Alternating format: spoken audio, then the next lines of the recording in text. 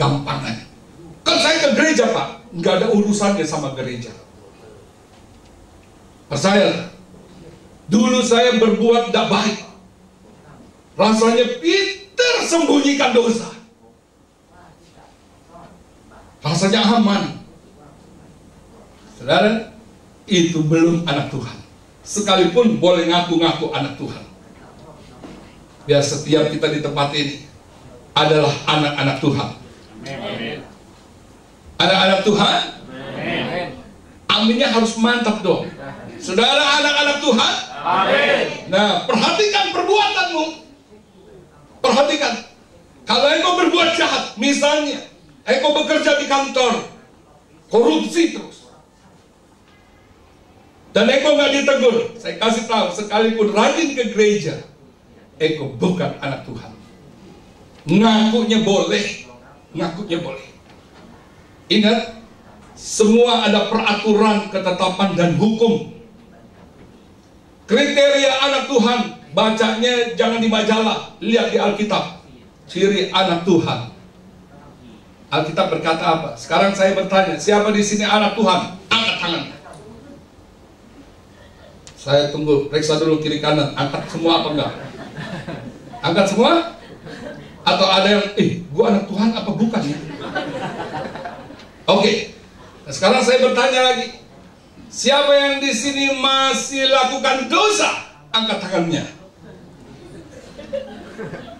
Kalau saudara masih lakukan dosa tapi nggak angkat tangan, berarti double dosanya.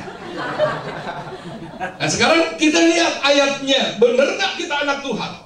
1 Yohanes 3 ayat 8. 1 Yohanes pasal 3 ayat 8. Satu orang boleh baca di antara saudara dengan nyaring.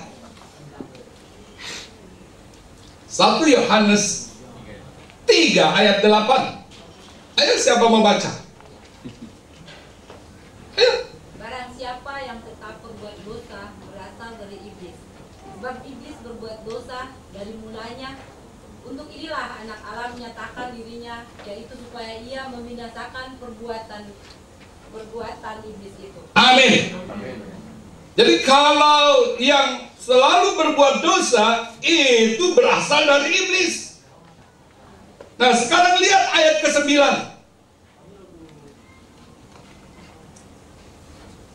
Ayat ke-9. Baca sama-sama. 1, 2, 3. Setiap orang yang lahir dari Allah tidak berbuat dosa lagi, sebab benih ilahi tetap ada di dalam dia, dan ia tidak dapat berbuat dosa karena ia lahir dari Allah. Katakan amin. Amin. Berarti kita bisa tidak berbuat dosa. Oh, nggak ada aminnya sih. Bisa apa tidak? Bisa.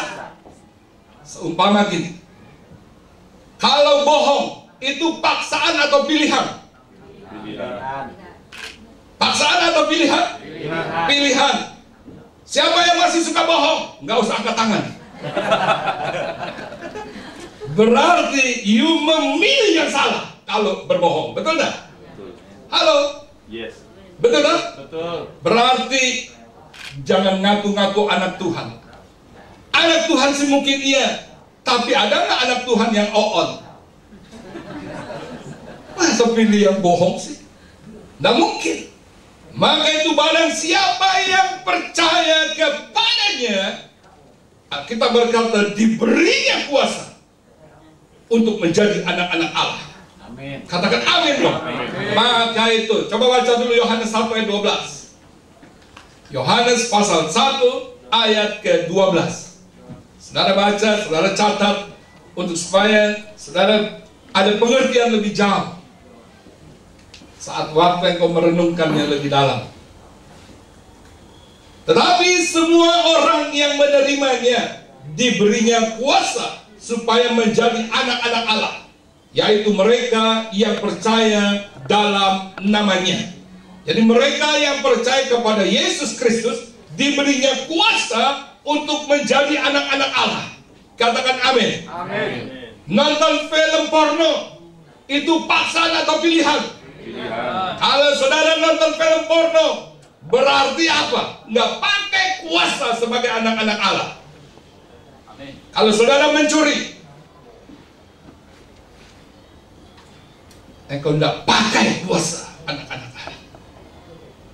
Kalau engkau nggak bayar persembahan persepuluhan, rasanya untung. Tidak akan pernah firman Tuhan itu salah. Amin. Amin. Tidak akan pernah. Jadi perhatikan perbuatan. Satu kali akan ada ketemu sama Tuhan Yesus Kristus. Daud, dia menghina Tuhan dengan mengambil Batsheba sebagai istrinya. Padahal pada waktu itu mungkin dia nggak tahu ya, dengan perbuatan itu adalah menghina Tuhan. Karena dia memiliki semua kekuasaan, dia bisa semaunya. Padahal itu menghina Tuhan. Saudara tahu akibat dari Daud menghina Tuhan? Selama sisa hidupnya, ada 25 tahun saya pernah dengar seorang hamba Tuhan yang menyampaikan kebenaran firman Tuhan. Daud mengalami kesusahan. Salah satunya, mari kita baca di dalam 2 Samuel ke-12 ayat ke-14. 2 Samuel 12 ayat ke-14.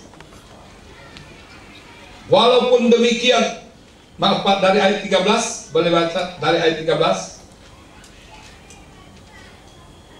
Lalu berkatalah Daud kepada Nathan, aku sudah berdosa kepada Tuhan. Dan Nathan berkata kepada Daud, Tuhan telah menjauhkan dosamu itu. Engkau tidak akan mati. Terus selanjutnya, walaupun demikian, karena engkau dengan perbuatan ini telah sangat menista Tuhan, pastilah anak yang lahir dari bagimu, yang lahir bagimu itu akan mati. Pasti diambil Batsheba, dia berkeinginan ada keturunan dari Batsheba. Anaknya mungkin dia renungkan nanti pasti jadi raja. Tapi akibatnya dia mati. Perbuatan kalau keliru, kita minta ampun, dosa kita diampuni. Tetapi akibat perbuatan itu harus bertanggung jawab. Orang-orang yang ada di dalam penjara, saat waktu saya tanya, selesai saya sampaikan firman Tuhan, itu waktu saya berkhotbah tentang Yoel 2 ayat ke-13. Koyakkanlah hatimu dan bukan pakaianmu. Wah, mereka nangis. Mereka setelah mau pulang mendatang, Pak Pendeta doain saya ya. Dia sudah mau pulang, udah mau bebas. Kamu suka di sini? Enggak, Pak. Enggak suka. Sebab ada orang yang sudah bebas, dia bisa balik lagi. Benar-benar. Nah, bagaimana dengan kita? Memang kita nggak masuk dalam penjara, tetapi tingkah laku perbuatan kita bisa itu lagi. Tapi pergi ke gereja, dia tidak mengalami hadirat Tuhan. Tidak ada perjumpaan dengan Tuhan. Hanya sekedarnya aja. Habisin waktu Januari sampai Desember 2010, habislah, masuk lagi 2011. Tapi kalau perbuatan tidak diperhatikan, Alkitab berkata, tidak boleh menumpang di rumahku, kata Tuhan. Jadi biar setiap kita bersungguh hati dengan Tuhan lewat tingkah langkah perbuatan. Istrimu tidak tahu apa yang engkau lakukan di luar sana, tetapi mata Tuhan ada di segala tempat. Dia memperhatikan. Dia memperhatikan. Jadi setiap kita di tempat ini, waktu engkau mau beribadah sungguh-sungguh dengan hati nurani yang murni, saya sangat percaya perbuatanmu memiliki yang menyenangkan hati Tuhan. Tetapi kalau belum dari dalam hati ini, nggak akan pernah bisa menyenangkan hati Tuhan. Waktu saudara bernyanyi tadi memuji Tuhan, kalau engkau tidak dari hatimu, kau hanya gini, hanya gitu, cuman lalat aja nggak masuk, mulutnya sih buka. Tetapi biarlah mulai dari hati ini, sungguh-sungguh. Amin. Waktu engkau bersungguh hati, engkau memperhatikan perbuatan. Ingat, kita baca dulu ayatnya di dalam Efesus.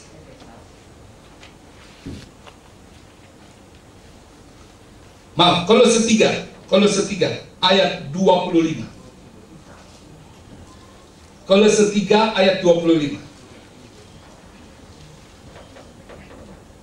Barang siapa berbuat kesalahan, ia akan menanggung kesalahannya itu, karena Tuhan tidak memandang orang. Siapapun, termasuk pendeta, kalau salah, dia harus menanggung perbuatannya. Amin. Jangan bilang gini, saya kan masih kecil, saya kan belum pelayanan, berarti kalau saya salah, saya diampuni dosanya. Akibat perbuatannya harus menanggungnya. Jadi setiap kita kalau ada berbuat dosa, kita minta ampun sama Tuhan, kita diampuni dosanya. Tetapi akibat perbuatan itu harus menanggungnya. Harus berkata amin. Amin. Sadar apa enggak nih? Sudah sadar? Perbuatan dosa diampuni, benar. Karena Tuhan dia Maha Pengampun. Tetapi akibat perbuatan dosa itu harus ditanggung. Misalnya gini, saudara waktu ketangkap mencuri, Pak polisi berkata, orang lain yang kedapatan mencuri itu, dia berkata, Pak polisi maafin saya dong. Saya maafin, saya maafkan. Tapi ada hukum yang berjalan. Mencuri itu hukumannya sekian. Saya maafin kamu, tapi kamu harus tanggung dan masuklah ke dalam. Jadi kalau setiap kita ada perbuatan dosa, kita minta ampun sama Tuhan, diampuni. Tapi akibatnya harus tanggung. Maka itu saat waktu menanggung akibat, jangan berbuat dosa lagi. Tuh, gak ada amin. Amin. Daud, dia minta ampun sama Tuhan, diampuni. Tetapi akibatnya 25 tahun dia menderita. Keluarganya berantem. Anak-anaknya mereka melakukan hubungan yang gak baik. Ada yang dibunuh. Kalau kita mau selidiki, itu akibat dari perbuatan dosa yang dilakukan oleh Daud dengan menghina Tuhan. Jadi kalau setiap kita sungguh-sungguh dengan perbuatan kita menyenangkan hati Tuhan, saya sangat percaya kita nggak akan pernah membuat susah saudara-saudara kita satu dengan yang lain. Amin. Amin. Kenapa kita harus memperhatikan perbuatan kita? Yang pertama, 1 Samuel 2 ayat 13. Kita harus memperhatikan perbuatan kita. Yang pertama, 1 Samuel 2 ayat ketiga. 1 Samuel pasal 2 ayat ketiga. Janganlah kamu selalu berkata sombong. Janganlah caci maki keluar dari mulutmu. Karena Tuhan itu Allah yang maha tahu. Dan oleh dia perbuatan-perbuatan diuji. Bagaimana? Kenapa kita harus memperhatikan perbuatan kita? Karena satu kali harus diuji. Harus diuji. Saudara dan saya, kita yang melakukan semua lewat perbuatan. Di dalam 1 Korintus pasal 3, kita baca lagi juga ini. 1 Korintus pasal 3. 1 Korintus pasal 3 ayat ke-12. Saudara catat aja ayat-ayatnya. Entahkah orang membangun di atas dasar ini dengan emas, perak, batu permata, kayu, rumput kering, atau jerami? Ayat ke-13 sampai ke-15. Sekali kelak pekerjaan masing-masing orang akan nampak, karena hari Tuhan akan menyatakannya. Sebab ia akan nampak dengan api, dan bagaimana pekerjaan masing-masing orang akan diuji oleh api itu. Jika pekerjaan yang dibangun seseorang tahan uji, ia akan mendapat upah. Jika pekerjaannya terbakar, ia akan menderita kerugian, tetapi ia sendiri akan diselamatkan, tetapi seperti